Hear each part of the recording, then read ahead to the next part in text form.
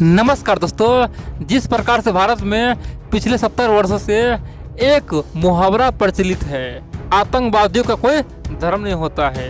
जिस प्रकार से पिछले 50 साल से अमिताभ बच्चन जी बोलते हैं, कलाकार का कोई धर्म नहीं होते हैं, हमारे लिए सब बराबर है। उसी प्रकार दोस्तों भारत में एक समस्या पिछले 70 साल से है कि क्या हमारा दुश्मन चीन है। दोस्तों इसी पे हम लोग अटके हुए थे। हम लोग कभी भी न तो चीन को दुश्मन माने न ही दोस्त माने, अटके रहे।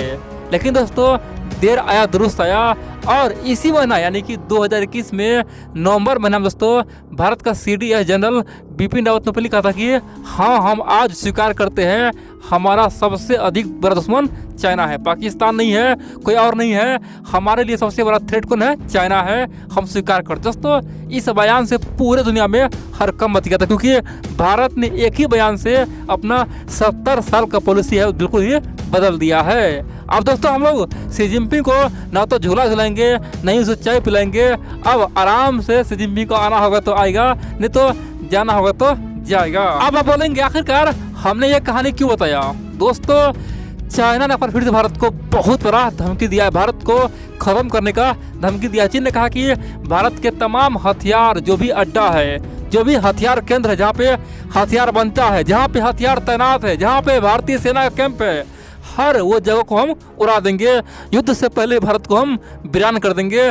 भारत हमसे लड़े क्या? भारत को तो हम रातों रात सफाई कर देंगे। दोस्तों चीन ने पहले भारत को अब तक का सबसे बड़ा धमकी दिया। कह सकते हैं कि चीन ने बताया है कि हम चाहे तो भारत को मसल सकते हैं। आप बोलेंगे चीन ऐसा क्यों बोला?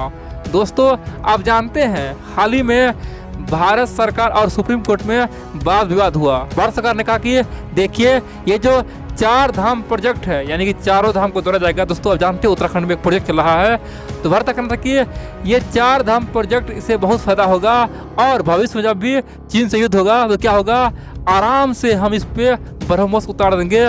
भारतीय सेना आराम से हम मूव कर सकते हैं और चीन को हम कुछ समय में बर्बाद कर देंगे। इसीलिए ये 4 धाम प्रोजेक्ट होने दो। दोस्तों भारत ने ओपनली सुप्रीम कोर्ट में कहा था। और दोस्तों चीन को इसीलिए मिर्ची लगा हुआ है कि एक तरफ जहां भारत सरकार सुप्रीम कोर्ट बोल रहा है कि चीन हमारा सबसे बड़ा दुश्मन है, दूसरी ओर भारत का CDS बोल रहा है कि चीन हमारा सबसे बड़ा दुश्मन है। और बड़ी बात है दोस्तों, यहाँ पे भारत ने ओपनली अब सीमा पे अरुणाचल से लेकर लद्दाख तक हर जगह ब्रह्मोस मिसाइल तैनात कर दिया है। दोस्तों भारत के लिए अब तक का सबसे बड़ा निर्णय हो चुका है। अब तक केवल आनाकानी चल रहा था।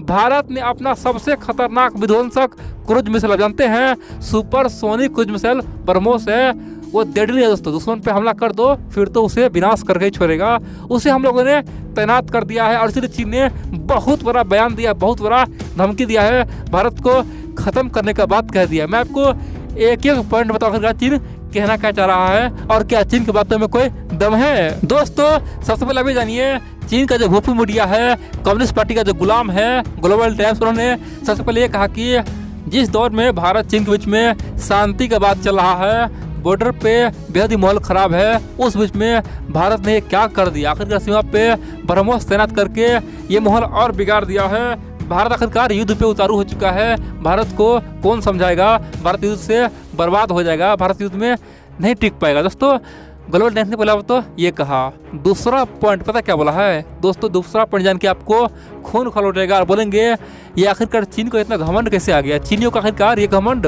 कब तक रहेगा? दोस्तों ग्लोबल टाइम्स ने पहले कहा कि चलो मान लेते भारत ने ब्रह्मोस तैनात भी कर दिया है तो हमें इससे कोई खतरा नहीं है, हमारे लिए कोई खतरा नहीं है। चीन के पास आज एक से बढ़कर एक विध्वंसक हथियार है, ये ब्रह्मोस मिसाइल को तो हमेशा हमेशा के लिए खत्म कर देगा। दोस्तों ग्लोबल टाइम्स ने कहा कि ब्रह्मोस भारत के लिए केवल कागजी शेर है, युद्ध में कोई काम नहीं कर पाएगा, हमारा छोटा मोटा हथियार भारत पे भारी पड़ेगा। और ग्लोबल टाइम्स ने यहाँ तक कहा कि जिस समय युद्ध होगा उस समय पहला काम पता क्या होगा? युद्ध होने से पहले ही भारत पे हम हमला करके भारत के तमाम बड़े बड़े अड्डे को उड़ा देंगे, खासतौर पे आर्मी कैंप को उड़ा देंगे। भारत में जहाँ ब्रह्मोस मिसाइल बनता है या फिर कोई और मिसाइल बनता है, हर एक वो बड़े बड़े फैक्ट्रियाँ उड़ा देंगे।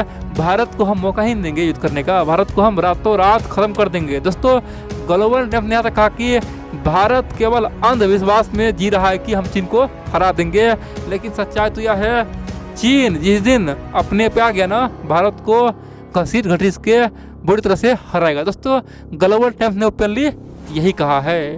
सिंपल सी बात कहें तो युद्ध का दोस्तों रणनीति क्या होगा किसी को पता नहीं।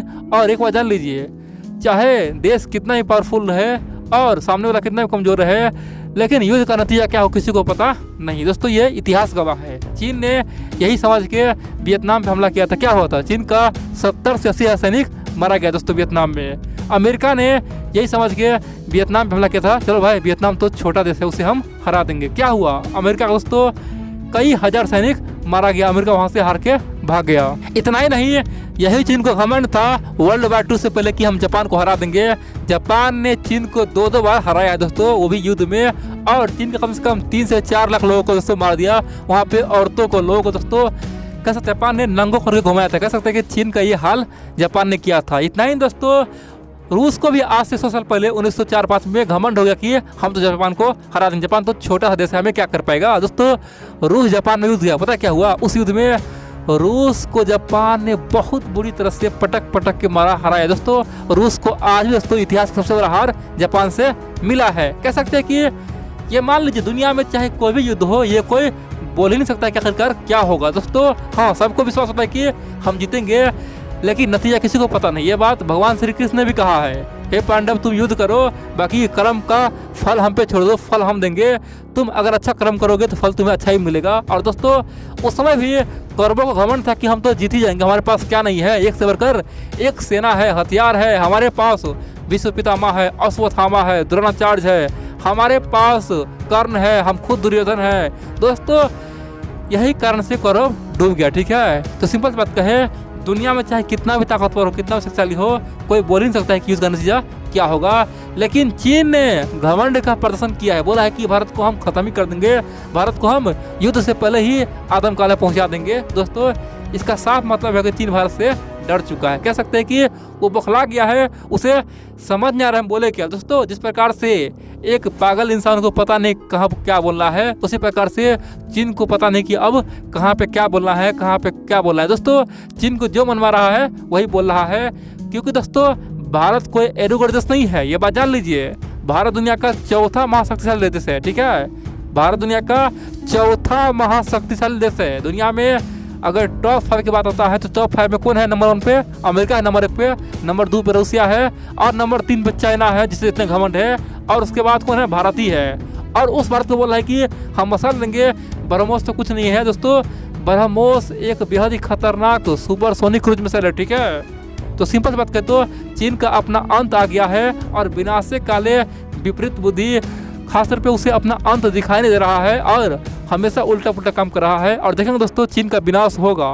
जिस प्रकार से हिटलर ने जर्मनी का विनाश कर दिया, उसी प्रकार से अब जिनपिंग चीन का विनाश करके ही छोड़ेगा।